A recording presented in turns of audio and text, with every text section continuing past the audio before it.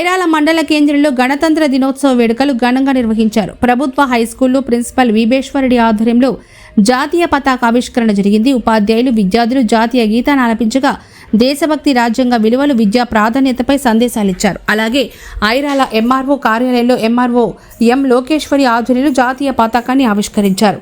ఈ సందర్భంగా భారత రాజ్యాంగ ప్రాముఖ్యతను వివరించి ప్రజాస్వామ్య విలువల్ని కాపాడుతూ దేశాభివృద్ధికి ప్రతి ఒక్కరూ తమ వంతు బాధ్యత నిర్వర్తించాలని పిలుపునిచ్చారు.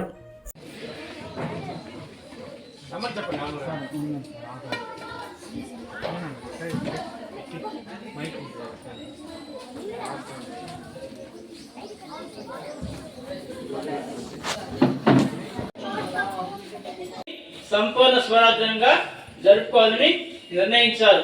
అందువలన మనకు భారతదేశానికి 1949 నవంబర్ 26వ తేదీ రాజ్యాంగం ఆమోదించినప్పటికీ 1950 జనవరి 6వ తేదీన అమల్లోకి వచ్చింది. ఇది ప్రధాన కారణం. ఇది ఎక్కడైనా మీరు తెలుసుకోవాలి.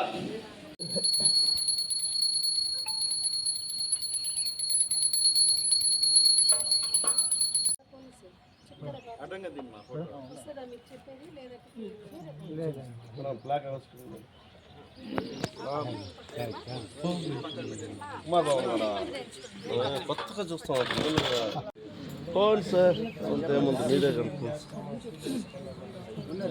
ఏం పర్వాలేదు కదా సార్.